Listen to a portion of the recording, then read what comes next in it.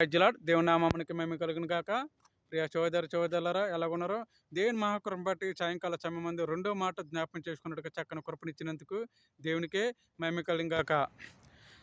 ఒక్కొక్క మాట పరిశుద్ధాత్మ దేవుడు 7 మాటలు పలుకుటకు ఈ ఒక్కొక్క మాటలో ఏ గొప్ప అద్భుతమైన మాటలో మనం వింటూనే వస్తున్నాం. అవును కదండి. ఒక్కొక్క మాట ఏ రకంగా పలికి ఉన్నాడో, ఏ రకంగా దూషించారు, ఏ రకంగా హింసలు పెట్టారు, ఏ రకంగా బాధలు పెట్టారో మనం చూసుకుంటూ వస్తున్నాం. మనం ఇప్పుడు రెండో మాటలకు వెళ్దాం. ఏ రకంగా ఈ రెండో మాటలో రాయబడి ఉంచాడో మనం కొన్ని మాటలు జ్ఞానందాం. కింద పాదం తీసుకుని వాచనలోకి వెళ్దాము. పరిశుద్ధుడా, ప్రేమల తండ్రి, కృపల దేవ, సర్వోన్నతుడ, స్తోత్రం, వందనాలు తండ్రి, వందనాలు దేవ. ఇదిగో ప్రభు, రెండో మాట పలుకుటకు, రెండో మాట జ్ఞాపం చేసుకున్నట్టుకు నీ ప్రేమ ధర, నీ కృప ధర చిలులో పలుకున్న 7 మాటలు రెండో మాట చక్కని అవకాశం ఇచ్చినందుకు స్తోత్రమయ్యా. ఈ రెండో మాట ద్వారా తండ్రి నాయన నీ గొప్ప జ్ఞానాన్ని ఉపదేశించే గొప్ప కృపను మాకు దయచేయండి. ఏ రకంగా మాట్లాడాలో, ఏ రకంగా స్థుతించాలో, ఏ రకంగా కనపరచాలో, ఏ రకంగా తండ్రి నాయన స్పష్టంగా పలకటకు గొప్ప కృపను మాకు దయచేయండి. పైనుంచి దిగొచ్చే జ్ఞానుల ఆత్మ శక్తిని తోడని దయచేయండి. నీ మహిమ ధర, నీ కృప ధర, నీ ఆత్మ ధర, నీ రక్షణ ధర బలపరిచే గొప్ప శక్తిని దయచేసి నీకే మహిమ ఘనత స్తుతులు స్తోత్రం చెల్లించుకుంటూ మా ప్రియ పరలోకమున్న నేర్చుకరిస్తున్న నామమున బతిమలికిని పాదించి వేడుకుంటున్నాను తండ్రి. ఆమె ఆమె ఆమె. ప్రియ సహోదరులారా, రెండో మాటలకు మనం వెళ్తున్నాం. ఏ రకంగా రాయబడి ఉన్నదో రెండో మాట మన జ్ఞానంతో. లోకాసు వార్త 23వ అధ్యాయం 43వ వచనం. లోకాసు వార్త 23వ అధ్యాయం 43వ వచనం చదువుకుందాం. అందుకు ఆయన వానితో, నేడు నీవు నాతో కూడా పరదేశులో ఉండువని నిశ్చయముగా నీతోనే చెప్పుచున్నాను అనెను. చూసారా ఎంత గొప్ప మాట పలుకుంచాడని. ఎందుకంటే ఎందుకు ఆ మాట పలుకుతున్నాడంటే, ఎందుకు ఆ మాటల ద్వారా దేవుడు పలుకుతున్నాడంటే, మనము మొదటి మాటలోనే దేవుని గురించి చెప్పుకున్నాం. చిలువలో జ్ఞానించే మాటల్లోనే కుడివైపు ఒక దొంగ, ఎడమవైపు ఒక దొంగ గురించి మనం చెప్పుకున్నాం. అలాగే రెండో మాటలో కూడా ఇదే మాట రాయబడి ఉంచాడండి. ఎందుకంటే ఒక్కొక్క మాట ఒక మధువైన మాటలాగా రాసిపెట్టి ఉంచాడండి. క్షమాపణ గురించి మొదటి మాటలో రాసిపెట్టి ఉంచాడు. రెండో మాటలో అయితేనే చిలువ జ్ఞానం గురించి బంటుపోటు దొంగలు ఇద్దరు పరిశుద్ధాత్మ దేవుని మధ్యన నిలబడి ఉంచారు. ఈ పక్క దొంగ ఉన్నాడు, ఈ పక్కన దొంగ కూడా ఉన్నాడు కదా. ఏ దొంగ ఏ రకంగా హింస పెట్టాడు, ఏ దొంగ ఏ రకంగా దేవుని ప్రేమ రుచి చూచాడో మనం జ్ఞానందాం. ఇవన్నీ అందుకు ఆయన వానితో, నేడు నువ్వు నాతో కూడా పరదేశంలో ఉందివని నిశ్చయంగా నీతోనే చెప్పేది. ఎందుకు చెప్తున్నాడంటే, ఈ దొంగ అయితే హింసల, బాధలు, అవమానాలు ఆయన్ని దూషించారన్నమాట. ఎందుకు దూషించారంటే, నువ్వు నిజంగా దైవ కుమారుడు అయితే నువ్వు ప్రాణాన్ని రక్షించుకొని మమ్మల్ని కూడా రక్షించవచ్చు కదా, మమ్మల్ని చీలో నుంచి కిందకి దింపచ్చు కదా. నువ్వు నిజంగా దైవ కుమారుడు అయితే, ఈ లోకానికి వెలుగున్న రక్షకుడు అయితే, నువ్వు సర్వసృష్టికర్త దేవుడు అయితే కనుక నువ్వు రక్షించుకో, మమ్మల్ని కూడా రక్షించు, మేము భయంకరమైన నరకంలో ఉన్నాము అని హింసంటే ఆయన అలా మౌనిగానే ఉన్నాడు. ఎందుకు మౌనిగా ఉన్నాడంటే, నువ్వు కూడా నా రాజ్యంలోకి వచ్చినప్పుడు నీ ఆ తీర్పు ముందు నువ్వు నిలబడాలి అని ఆలోచించుకుంటాడు అన్నమాట. ఈ పక్కన ఉన్న దొంగ అయితే, దేవా ఎందుకునైనా అప్పుడు ఆ దొంగనే గద్దింతాడు. ఎందుకు గద్దింతాడంటే, ఎందుకు ఆ దైవ కుమారుని ఎందుకు నువ్వు అలా బాధ పెడుతున్నావని, హింసిస్తున్నావని గద్దింతాడన్నమాట. ఎందుకు గద్దింతాడంటే, నిజంగా దైవ కుమారుడు ఇతను. ఈయన లోకానికి రక్షకుడై ఉన్న దేవుడు, లోకానికి వెలుగు ఉన్న దేవుడు, లోకానికి పరిశుద్ధుడిగా ఉన్న దేవుడు, పాపుల కొరకు ప్రాణం పెట్టిన దేవుడు. ఈయన ఎందుకు నిజంగా గద్దెత్తున్నావని అవన్నీ గద్దించి అప్పుడు అంటాడా, దేవా నీ రాజ్యంలోకి వచ్చినప్పుడు నన్ను కూడా జ్ఞాపం చేసుకోవా అని అడుగుతాడండి. ఎంత ప్రేమగా మాట్లాడతా చూచారండి, ఎంత మృదువుగా మాట్లాడతా చూచారా. నువ్వు కూడా నేడు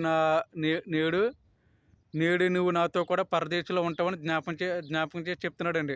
నేడు నువ్వు కూడా నాతో పాటు పరదేశంలో ఉంటావని స్పష్టంగా చెప్తున్నాడండి. ఈ దొంగ అయితే దూషించాడు కనుక ఆయన క్షమాపణ కోరుకున్నాక ఆయన కూడా తీసుకుని వెళ్తాడు. ఎందుకంటే ఆయన ప్రేమ అంత గొప్ప అద్భుతమైన ప్రేమ. ఎందుకు ఎలా జరిగిందో మనం కొన్ని మాటలు వివరిద్దాం. 47వ అధ్యాయంలో చూడండి ఎంత చక్కని మాట రాయబడి ఉన్నదనో. 47వ అధ్యాయంలోనూ, శతాధిపతులు జరిగినది చూచి ఈ మనుషుడు నిజంగా నీతిమంతుడే ఉండినని చెప్పిరనెను. మహిమపరిచినంట, ఆయన చెప్పి మహిమపరిచారంట. చూసారని అంత గొప్ప మాట ఉండదు. చూచుటకే కూడి వచ్చిన ప్రజలందరూ జరిగినది కార్యములు చూచి రొమ్ము కొట్టుకునిచ్చు తిరిగి వెళ్ళిరి. రొమ్ము కొట్టుకుని తిరిగి వెళ్ళారండి. ఎందుకంటే ఆయన నిజంగా దైవ కుమారుడని అప్పుడు ఒప్పుకున్నారండి ప్రజలంతాను. అప్పటిదాకా ఆయన ఒప్పుకోలేదు. చాలా బాధలు పెట్టారు. చానా అవమానాలు పరిచారు. భయంకరమైన నిందలు వేశారు. భయంకరమైన అవమానాల పాలు చేశారు. ఎందుకంటే ఆయన ఒక్క మాట కూడా తిరిగి సమాధానం అవ్వలేదండి. ఎందుకంటే "నువ్వు నిజంగా దైవ కుమారుడు అన్నప్పుడు" అవును. నువ్వు అన్నట్టు అని ఎందుకు చెప్తున్నాడు దేవుడండి? నేను నిజంగా దైవ కుమారుడినే. ఆ రాజుల ముందు చెప్తాడండి. "నువ్వు నిజంగా దైవ కుమారుడివైతే మరి ఎందుకు నీ మీదంత నింద వేశారని" అడిగినప్పుడు అప్పుడు ఆ మాట కూడా సమాధానం ఇవ్వడు. "నువ్వు నిజంగా దైవ కుమారుడివైతే నిజంగానే నువ్వు అన్నట్టునే దైవ కుమారుడని" చెప్తాడండి. ఎందుకు చెప్తున్నాడో దేవుడు? నిజంగా పరిశుద్ధాత్మ దేవుడు తల్లి గర్భంలో మరియమ్మ తల్లి గర్భంలో రూపొందించబడి మానవ రూపంలో పరిశుద్ధాత్మ దేవుడు ఒక ఆత్మలాగా దేవుడు భూమి మీదకి వచ్చి అనేక మంది కుటుంబాలు రచించాడండి. అనేక మంది అద్భుత కార్యములు చేశాడు. అవును కదా! అయినా కానీ ప్రజలు ఆయన హింసించారు. ఎందుకు హింసించారంటే లోకము రీతిగా జరుగుతున్నవే లేఖనముల ప్రకారంగా ఇలా జరుగుతాయని దేవుడు చెప్తూనే ఉన్నాడని ముందు. ఇలాగ జరుగుతాయని చెప్పాడండి. ఇలా జరుగుతాయని బైబిల్‌లో రాసిపెట్టి ఉంచాడు ప్రతి ఒక్క మాటను. ఎందుకంటే ప్రతి ఒక్క మాట ఇలా జరుగుతాయి. ఎందుకంటే నేను నిజమైన దేవుడని లోకంలో ఎవరైనా నన్ను నమ్మరు. నేను చేసిన కార్యములు చూసి కూడా నన్ను ఎవరు నమ్మరని దేవుడు వాళ్ళతో చెప్తాడండి. ఎందుకు చెప్తున్నాడు? నేను నిజమైన దైవ కుమారుని. నేను తప్ప ఈ లోకంలో మీకు ఎవరు ఉండకూడదు. నేను చేసిన కార్యములు మీరు కళ్ళారా చూసినా గాని మీరు నన్ను నమ్మరని చెప్తున్నాడు. అవును కదండీ! నిజంగా ఈ లోకంలో నమ్మరా? ఆ లోకంలో పరిశుద్ధాత్మ దేవుడితో తిరిగిన వ్యక్తులే నమ్మలేకపోయారు. అవును కదండీ! ఆయనతో తిరిగిన వ్యక్తులే నమ్మలేకపోయారు. అందుకే దేవుడు ఏం చెప్తున్నాడు? ఇంకో మాటలోకి వెళ్దాం. చూసారా ఎంత చక్కని మాట రాయి ఉండదో? చూచుటకు కూడి వచ్చిన ప్రజలందరూ జరిగినది కార్యములు చూచి రొమ్ము కొట్టుకుని తిరిగి వెళ్ళిపోయారంటండి. ఎంత బాధతోనమాట నిజంగా దైవం కుమారుని మనం అవమానపరిచామే, ఆయన బాధ పెట్టామని పశ్చాత్తాపన పడ్డారండి ఆ క్షణంలోనే. పరిశుద్ధాత్మ దేవుడు ఎప్పుడైతే ఆ క్షణంలో ప్రాణం విడిచాడో భూములు రెండు భాగాలైపోతుంది. భయంకరమైన భూకంపం ఆ క్షణంలోనే చీకటి కమ్ముతుంది. ఆ క్షణంలోనే మొత్తం అల్లకల్లోలం అయిపోతుందండి ఆ దేశం. గలీలు ప్రాంతం ఆ ప్రాంతం అంతా చాలా బీభత్సం అయిపోతుంది. అది చూసి నిజంగా ప్రజలందరూ ఆశ్చర్యపోతారండి. మనం అనవసరంగా నిజమైన దైవ కుమారుని మనం బాధ పెట్టామే, శ్రమలు పెట్టామే, అవమానాలు పరిచామే. తండ్రి మమ్మల్ని క్షమించమని ఒక్క మాట పలుకున్నందుకు వాళ్ళని క్షమించి దేవుడు ఆయన రాజ్యాన్ని చేర్చుకుంటాడండి. అవును కదా! ఆయన నిజమైన సృష్టికర్త దేవుడని వాళ్ళకి తెలీదు. అయినా దేవుడు ఎందుకు క్షమించాడని ఆ క్షమాపణ గొప్ప మృదువైన మాట. గొప్ప ప్రేమగల మాట. ఎంత చక్కగా మృదువుగా మాట్లాడాడండి ఆయన. క్షమాపణ అనేది గొప్ప అద్భుతమైన మాట కనుక మనలో కూడా ఏమైనా తప్పులుంటే ఎదురువాడిని దూషిస్తే కనుక మనం క్షమించమని అడగాలండి ఆయన్ని కూడా. అవును కదండీ! మనం కూడా క్షమించాలంట. మనం కూడా క్షమించమని అడిగితే దేవుడు మన ప్రార్థనను ఆలకించి నిజంగా ఈ బిడ్డ దైవ కుమారుడే అని నా రాజ్యం చేరేదాకా కూడా నీ చుట్టూ కంచి వేస్తానంటాడండి. నీ చుట్టూ కంచి వేసి నీకు ఏ పాపము తగలకుండా నిన్ను ఏ దోషము అంటకుండా నేను ఒక స్త్రీ ద్వారా కానీ ఒక పురుషుడి ద్వారా కానీ నువ్వు ఒక మోహ చూపులో చూసే వాళ్ళని కానీ నేను హింసించిన వాళ్ళని కానీ నిన్ను ద్రోషించే వారిని కానీ ఏ అపాయం నీకు రాకుండా అడ్డు వేస్తానంటున్నాడు. అందుకే దేవుడు ఏం చెప్తున్నారు చూసారా? ఆయన చనిపోయినప్పుడు అందరూ ఆశ్చర్యపోయి నిజంగా దైవ కుమారుని మనం బాధ పెట్టామని అవమానపరిచామని అప్పటికప్పుడు పశ్చాత్తాపడుతున్నాడు వాళ్ళందరూ.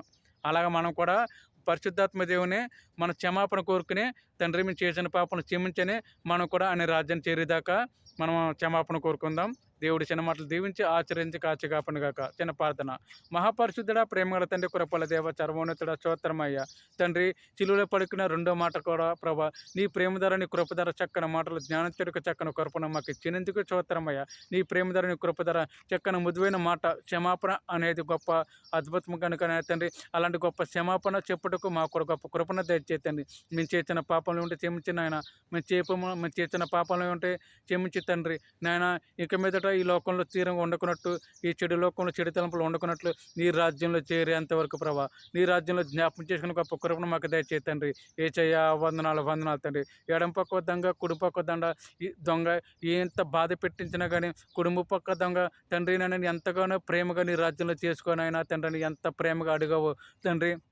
నేడు నువ్వు నాతో కూడా పరదేశంలో వస్తావని చక్కని ప్రేమతో పలకరించిన దేవ స్తోత్రమయ్య. అలాంటి గొప్ప ప్రేమ మాలో కూడా కలిగజేయి తండ్రి. నాయన మా పాపాన్ని విడిచిపెట్టలేకపోతున్నాము నాయన. దోషాన్ని విడిచిపెట్టలేకపోతున్నాం తండ్రి. చెడు కార్యములు చెడు తలంపులు మాలో ఇంకా దోషముగానే కలుగుతున్నాయి నాయన తండ్రి. మీరు ఇచ్చిన 10 ఆజ్ఞలు ఒక ఆజ్ఞ కూడా మేము లోబడలేకపోతామయ్యా తండ్రి.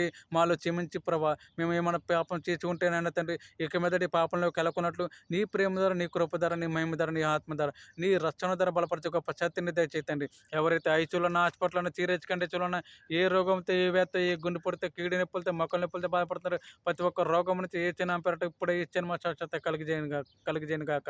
తండ్రి, సంతానం లేని వారికి ఎదురుస్తున్న బిడ్డల పట్ల సంతానం కలిగజేసి గొప్ప కృపను దయచేసి నీకే మహిమ, ఘనత, స్తుతులు, స్తోత్రం చెల్లించుకుంటూ మా ప్రియ పరలోకనాథుడైన యేసుక్రీస్తు నామమున బతిమాలిన ప్రార్థించి వేడుకుంటున్నాను తండ్రి. ఆమె. ప్రైజ్ లార్డ్ అండి. మీ అందరికీ వందనాలు. ప్రేమతో గుడ్ నైట్.